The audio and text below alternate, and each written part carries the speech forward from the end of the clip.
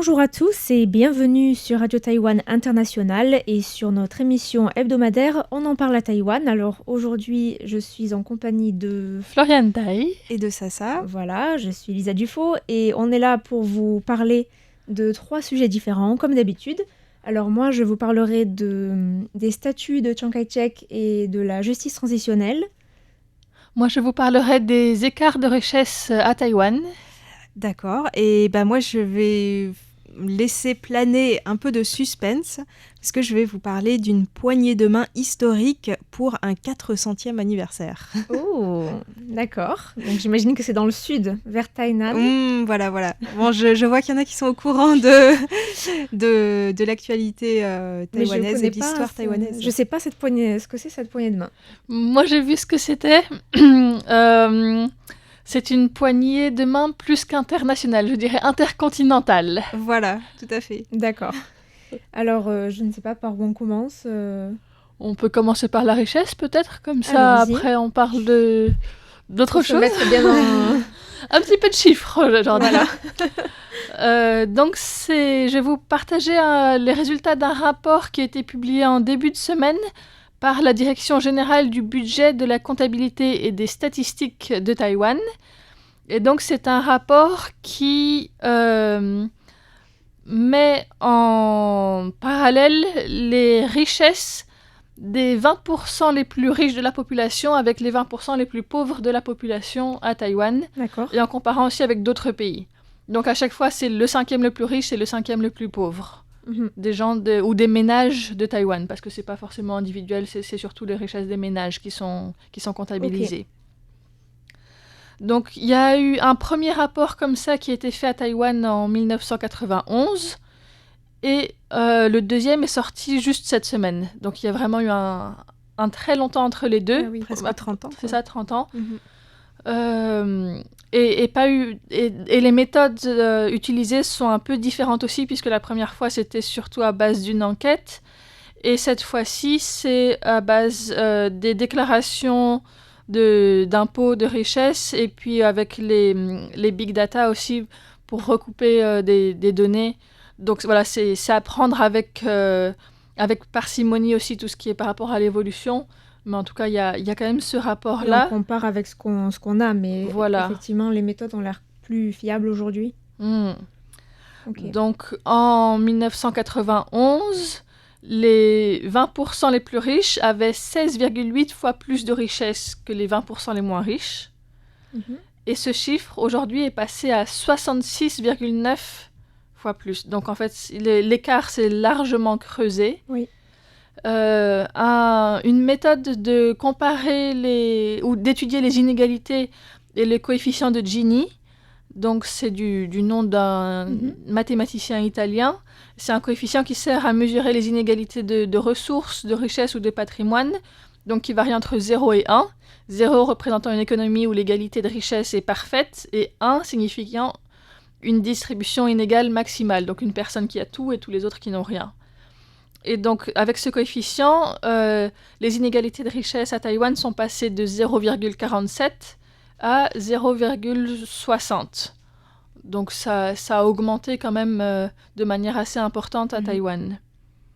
Après, ce coefficient reste inférieur à celui de l'Australie, qui a 0,61, la Grande-Bretagne, 0,62, le Japon, 0,68, comme la France, qui est aussi à 0,68, et l'Allemagne à 0,72. Voilà, pour situer un petit peu Taïwan par rapport à d'autres pays. En fin 2021, la richesse moyenne des ménages à Taïwan était de à peu près 16 millions de dollars taïwanais, c'est-à-dire 470 000 euros à peu près, tandis que la richesse médiane des ménages était de 8,9 millions de dollars taïwanais, donc à peu près la moitié. Est-ce que vous voyez clairement ce que c'est que la différence entre la richesse moyenne et la richesse médiane ? Médiane, c'est quand tu as 50% au-dessus et 50% en dessous, non ? C'est ça, ouais. La moyenne, c'est... On prend l'ensemble des valeurs de la série et puis on les divise par le nombre de foyers dans ce cas-ci. Et la médiane, c'est on divise la série en 2 parts égales. Et donc cette fois-ci, on voit que la moyenne est beaucoup plus élevée que la médiane. Et donc ça signifie que les familles très riches tirent le niveau moyen vers le haut, alors que la moitié des familles taïwanaises disposent d'une richesse inférieure à 8,9 millions de dollars taïwanais. Et, est-ce qu'on sait les pays les plus inégalitaires et les moins inégalitaires? Est-ce que c'est précisé dans le rapport ou... Alors, c'est J'imagine que parfois c'est pas le but du comparé rapport, avec mais- d'autres pays. Les pays les plus égalitaires, c'est surtout les pays d'Europe du Nord. Et là où il y a le plus de différences, ce sont des pays situés soit en Afrique centrale ou subsaharienne, soit certains pays d'Asie ou d'Amérique centrale, des Caraïbes aussi, D'accord. du Sud. Il y a des cartes sur Wikipédia où on voit avec toutes les couleurs. Là, c'est de mémoire, grosso modo, comme ça. Ok. Mais voilà. Et Taïwan est à peu près dans les mêmes couleurs que l'Europe, que la France, à peu près, hein, dans ces zones-là. D'accord. Où c'est entre le jaune et le vert clair, disons. Et du coup, en fait, on voit que l'élargissement de cet écart entre les richesses est inévitable dans les économies libres. Et en fait, c'est quelque chose qui arrive dans beaucoup de pays du monde, en fait, avec Libre et non libre. Oui, dans les économies de marché. Dans en les fait. économies de marché, c'est ça. Ouais. Ce qu'on appelle économie libre, ça veut dire ce que ça veut dire.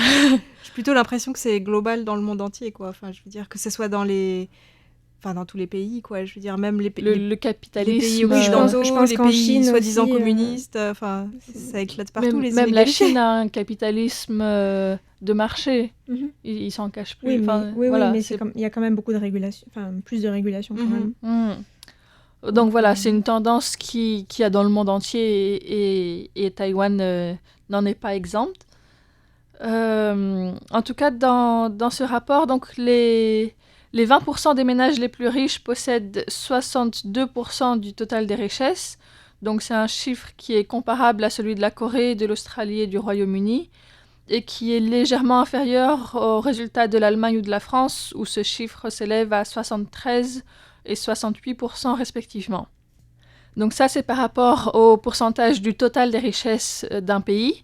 Par contre, si on compare ce qu'ont les 20% les plus riches avec ce qu'ont les 20% les plus pauvres, dans ce cas-là, les premiers à Taïwan possèdent près de 67% de fois plus que les 20% les plus pauvres à Taïwan.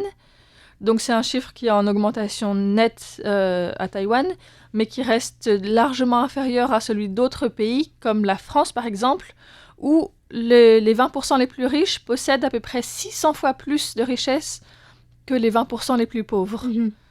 Voilà. C'est Donc, impressionnant. c'est ça, il y a un écart de richesse qui se creuse et en même temps qui est à mettre en perspective avec d'autres évolutions dans le monde.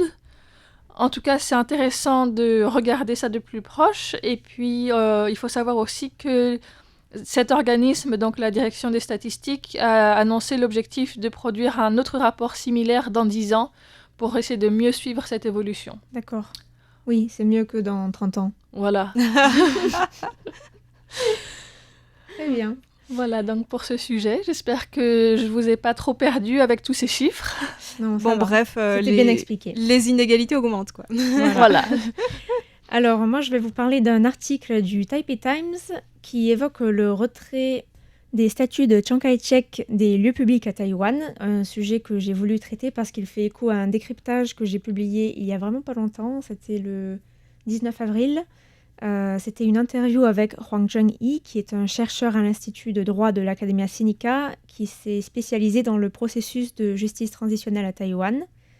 Donc, comme vous le savez, si vous avez écouté le décryptage du 19 avril, qui est consacré justement à la justice transitionnelle et au volet tout ce qui concerne le retrait des statues de Chiang Kai-shek et de Chiang Ching-kuo, son fils, mais aussi des autres symboles de la période autoritaire dans l'espace public.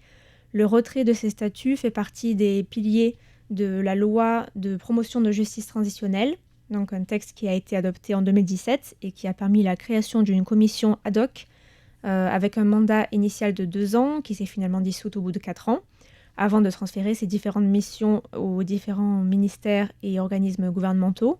Donc presque 200 statues ont été enlevées de l'espace public au cours de ces dernières années, notamment des parcs, des écoles, mais de nombreuses statues restent encore à leur place et on avait notamment évoqué la réticence toute particulière du ministère de la Défense une institution dont certains membres restent très attachés à la figure de Chiang Kai-shek, qui le considère encore aujourd'hui comme un héros de la nation, comme un grand chef de guerre. Voilà, même si ce dernier aspect est assez discutable aussi. Je sais pas, par exemple, je sais pas si vous avez entendu parler de cet incident. C'est un incident qui s'est passé en 1938. C'est quand Chiang Kai-shek, à la tête de l'armée, avait décidé d'ouvrir les digues du fleuve Jaune. Donc ça avait fait à peu près 10 millions de réfugiés, des centaines de milliers de morts. Donc on est entre 400 et 500 000 morts. Et cette décision assez déplorable est aussi connue. En fait, c'était pour faire arrêter les Japonais qui progressaient rapidement.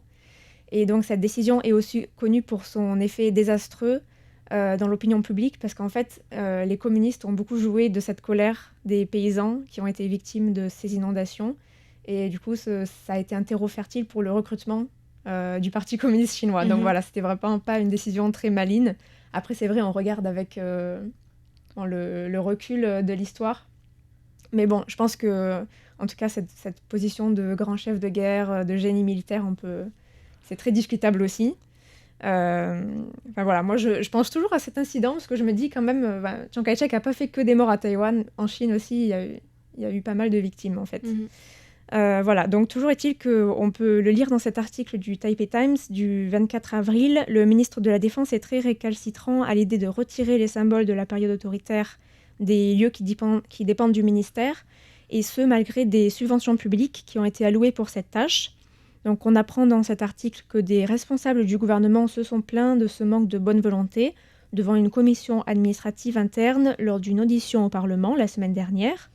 Donc la députée du DPP, Huang Jie, a accusé le gouvernement d'inaction sur ce sujet et a rappelé que le gouvernement propose des subventions qui peuvent aller jusqu'à 100 000 $ taïwanais, donc environ 3 000 €, pour couvrir les dépenses et notamment pour payer les ouvriers qui seraient employés au retrait de ces statuts.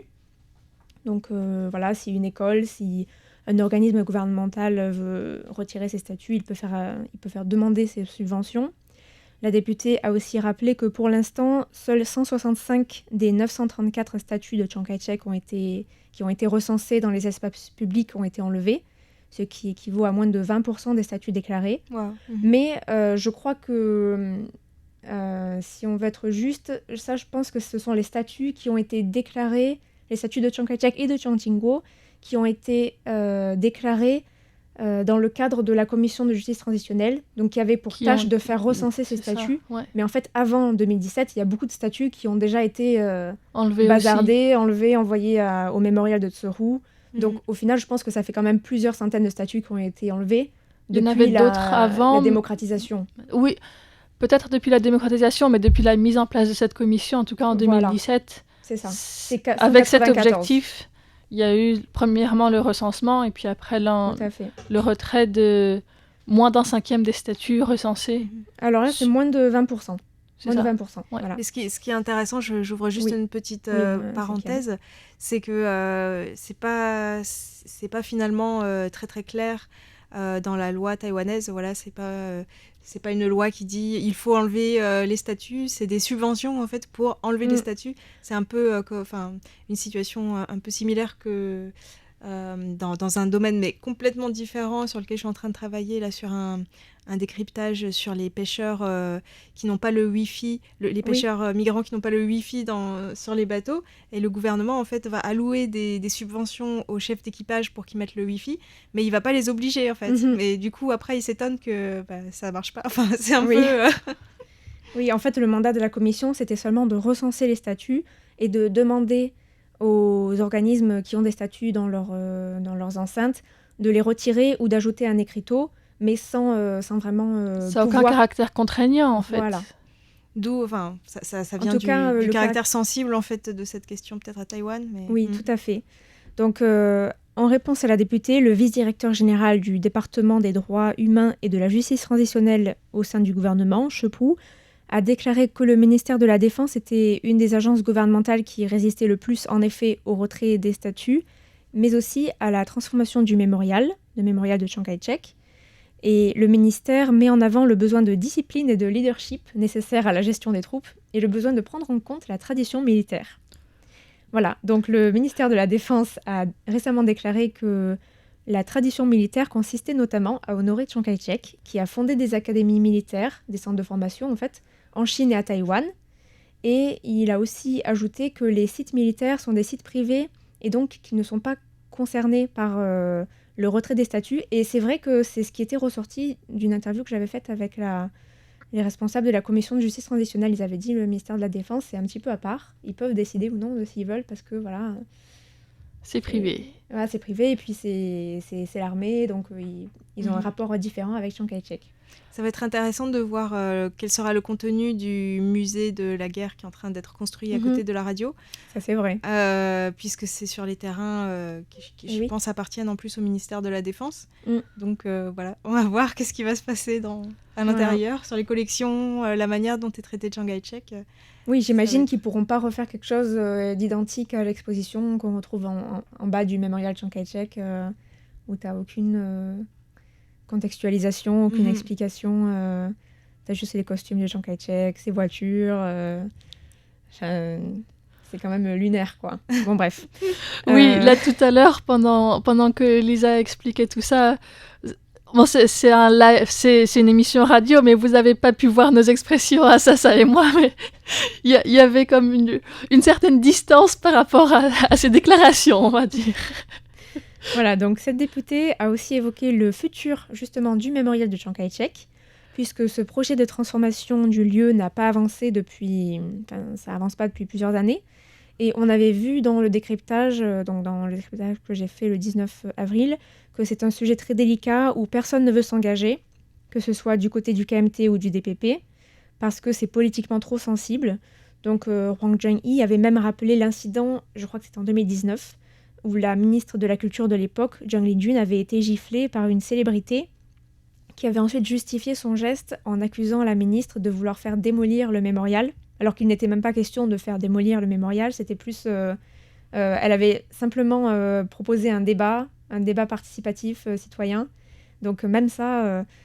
Donc voilà, Hwang, le professeur, a expliqué que ce geste, qui est quand même extrême, alors même que la ministre n'avait fait qu'organiser un forum de débat, montrait en fait à quel point l'opinion publique taïwanaise était polarisée sur ce sujet et qu'il y avait beaucoup d'opposition. Donc il m'avait expliqué que c'est pour cette raison qu'il pense que ce sujet ne va pas se résoudre d'aussitôt et qu'il faudrait qu'il y ait une forte volonté politique, ce qui n'est pas encore le cas aujourd'hui, et que cette volonté soit portée par une majorité de soutien ou du moins par une majorité de la population qui ne soit pas opposée à un projet de transformation. Donc, il y a aussi un autre facteur qui rend les choses encore plus compliquées, c'est le fait que ce mémorial se trouve à Taipei et que le maire actuel de Taipei, c'est un des descendants, soi-disant l'arrière-petit-fils de Chiang Kai-shek. Donc évidemment, probablement pas très favorable à une remise à plat de ce mémorial. Et puis il y a le fait qu'au Parlement, aucun parti n'est la majorité. Donc ça veut dire qu'il y a besoin d'un consensus entre les partis aussi. Et là, pour l'instant, c'est pas vraiment dans cette direction que ça a l'air d'aller pour aucun projet de loi. Mais je dirais que c'est pas tellement le manque de majorité qui a freiné ce projet, parce que pendant les 2 dernières années, il y a eu une majorité DPP et ça n'a pas été fait. C'était pas suffisant non plus. Donc maintenant qu'il n'y a pas la majorité, c'est encore moins probable que ça avance, disons. Et d'ailleurs, la dame que tu avais interviewée, c'est Pang Jung-yu. Oui, Pang Jung-yu, qui a aussi travaillé des extraits dans ce décryptage. Elle faisait aussi partie de la commission de justice transitionnelle. Voilà, donc elle expliquait aussi que c'est la difficulté de transformer ce lieu vient aussi du fait que il a été classé, c'est pas monument historique, mais enfin il a un statut un peu particulier de patrimoine avec les 2 halls de concert et pour la danse. Ah oui. Ce qui fait que c'est encore plus difficile de le transformer. Et ça, c'est quelque chose qui a été fait dans les années même, je crois, 80 ou 90. Donc ça rend encore plus difficile la transformation de ce lieu. Voilà. Ok, du coup, à suivre dans ces prochaines années, c'est un sujet interminable. Mais apparemment, Lighting 2, les observateurs ne pensent pas que Lighting 2 va forcément se positionner sur ce sujet, ou en tout cas va forcément faire avancer le dossier du mémorial. Ce sera probablement pas sa priorité, non, je pense. Voilà. Bon, à suivre. Ok, donc on est parti pour le 3e sujet. Allez, c'est parti. Alors, donc je vous ai parlé d'une poignée de main mystérieuse et historique pour un 400e anniversaire. Donc je crois, Lisa, tu étais déjà sur la bonne piste. C'est pas Ma Ying-jeou et Xi Jinping à Tainan. Non, pas du tout. Mais c'est à Tainan, Mais effectivement. pense à ce qui s'est passé il y a 400 ans à Tainan. Il y avait qui à l'époque? Ah, les Hollandais. Les Hollandais. Ah, mais oui, mais je me souviens d'avoir vu la news, en fait. Ah, Désolée. Ça y est. C'est un descendant du premier gouverneur du dernier gouverneur. Voilà, hollandais. je vais tout vous dire, Oh là là là là là. Avec Quel le descendant de suspense. qui? De Koxinga? Et oui, Oh là là, mais c'est incroyable. c'est vraiment historique. Hein. Alors, en fait, le 2024 marque le 400e anniversaire de la fondation de la ville de Tainan, mais aussi, en fait, du début de la colonisation des Néerlandais à Taïwan, qui se sont, installés à Tainan. En fait, c'est plutôt... Pour être plus précis, c'est la Compagnie néerlandaise des Indes orientales, à l'époque, donc le pilier de l'impérialisme néerlandais, qui a débarqué à Taïwan et construit le fort Zeelandia, notamment, dans le quartier actuel de An Ping, à Tainan. Cette colonisation néerlandaise, elle n'a pas duré très longtemps. Et puis, en fait, il faut dire qu'elle était limitée aussi aux côtes sud, principalement de Taïwan, que ce soit les Néerlandais, les Espagnols ou les Portugais, ils n'ont pas vraiment cherché à conquérir absolument tout Taïwan avec la région, les régions montagneuses du centre, qui étaient assez compliquées à conquérir. Ça, c'est plutôt les Japonais ensuite qui s'y sont attelés. Donc, mais même si c'était une colonisation, en tout cas au niveau géographique, assez limitée, c'est quand même un événement important pour Taïwan. Et donc là, ce qui s'est fêté le week-end dernier, donc c'est ce 400e anniversaire. Et à cette occasion, il y a eu les descendants du dernier gouverneur néerlandais de Taïwan, donc, qui s'appelait Frédéric Coyette, qui était lui-même d'origine suédoise en fait. Donc ces descendants sont venus à Tainan à l'invitation des autorités locales et ont rencontré les descendants de Koxinga, le général Koxinga. Le pirate japonais. Voilà, d'origine japonaise. Qui a chassé les Hollandais, en fait, à l'époque, après un siège assez long. De 9 mois. De 9 mois. Ouais. C'est incroyable quand même, hein, de réunir ça. Et c'est la 15e génération. Waouh. Et des deux côtés, quoi, ils ont encore les... On peut dire qu'ils gèrent bien leur arbre généalogique, en tout cas. Alors du côté taïwanais, c'est fait de manière parfaite parce qu'il y a même un sanctuaire Koxinga avec tous les descendants qui sont bien listés, qui sont membres du conseil d'administration, etc. Waouh. Et c'était rigolo parce que la photo de cette poignée de main, en fait, la 15e génération... du côté néerlandais, il avait 2 têtes de plus que du côté taïwanais. Ça fait vraiment une différence de taille énorme, quoi. On peut pas faire plus caricatural. C'est pas de leur faute, hein, bien sûr, mais c'est assez marrant. Et donc il y a eu toute une cérémonie au sanctuaire Koxinga. Et à ce moment-là, en fait, le descendant de 15e génération du gouverneur Frédéric Coyette a remercié les descendants du général Koxinga parce qu'en fait... de la raclée qu'ils se sont prises, c'est non, de leur avoir laissé la vie sauve, enfin d'accord. à leurs ancêtres en fait, parce qu'ils auraient très bien pu... okay. Koxinga aurait très bien pu demander de tuer tout le monde, mais il a laissé la vie sauve à quelques personnes.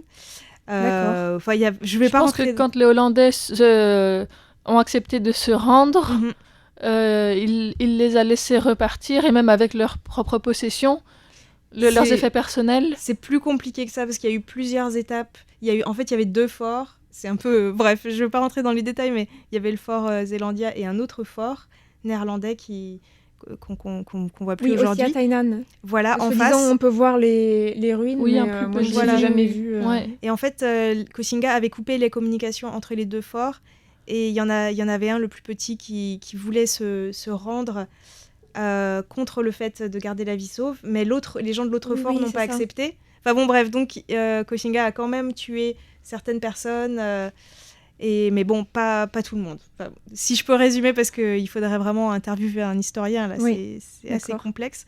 Mais en tout cas, le gouverneur lui-même, à l'époque, avait pu avoir la vie sauve, ce qui fait qu'on a pu avoir cette poignée de main historique. Sinon, il n'aurait peut-être pas eu de descendants en vie aujourd'hui.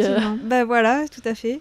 Donc, ils sont en fait, entre guillemets, je ne sais pas si on peut dire ça, bons perdants, parce qu'ils ont remercié finalement les descendants de Koxinga, et ils ont même déclaré que Koxinga était à l'époque un adversaire respectable de leurs ancêtres. Et ils étaient très contents aussi d'être accueillis de manière très chaleureuse à Taïwan. Et donc, le gouverneur Frédéric Coyette, quand il est rentré aux Pays-Bas, après sa défaite à Taïwan, il a publié un livre sous le titre de Formose négligée, et qui critiquait aussi le manque d'intérêt de la compagnie néerlandaise des Indes orientales pour Taïwan, qui aurait aussi contribué à sa défaite face à Koxinga. Voilà, donc finalement, je ne sais pas si on peut parler de retrouvailles, non, mais en tout cas, l'ambiance était chaleureuse, et je dirais que c'est à l'image des relations entre les Pays-Bas et Taïwan aujourd'hui. Il n'y a plus du tout d'animosité par rapport à cette histoire ancienne, et même les Pays-Bas ont été l'invité d'honneur du Salon international du livre de Taipei récemment. Voilà, donc c'est vraiment des échanges qui sont cordiaux, qui sont même mis en valeur cette année, mis à l'honneur, avec toute une série d'événements culturels. Je sais qu'il y avait aussi des concerts à Tainan le week-end dernier, avec Anne Rodier notamment. Anne Rodier, un autre Taïwanais, une personne d'origine autochtone, je ne sais pas si Siraya ou autre. Mais en tout cas, voilà, il y a vraiment des échanges culturels. Et d'ailleurs, la partie avait été composée par le mari d'Anne Rodier, qui est néerlandais. D'accord. Donc voilà, il y avait toute cette dimension aussi multiculturelle dans ce concert. Donc il y a encore beaucoup de choses qui se passent à Tainan tout au long de l'année, en fait, pour célébrer ce 400e anniversaire. Oui, ça va être célébré toute l'année. Donc on va peut-être encore vous en reparler, mais là, moi, je trouvais ça un petit peu insolite, donc j'avais envie de vous en parler dans On en parle à Taïwan. Puis j'essaierai de trouver une photo pour mettre dans l'article. Ok, eh bien, on arrive déjà à la fin de cette émission, et je vous propose de nous quitter en écoutant justement la musique qui a été composée pour les 400 ans de la ville de Tainan. Ah oui, je savais pas qu'il y avait ça, d'accord, super. Voilà, donc on vous laisse, et puis on vous dit à la semaine prochaine. À bientôt. Au revoir. Au revoir.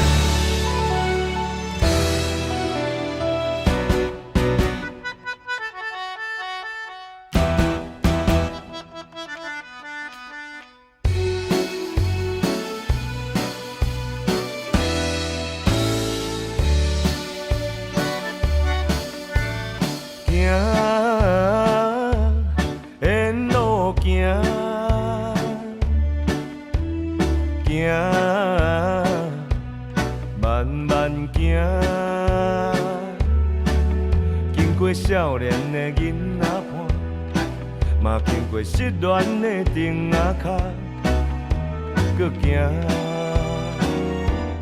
继续行，行，沿路行，行，若试歌。咧叫阿爸，嘛听见几落声再会啦，来行。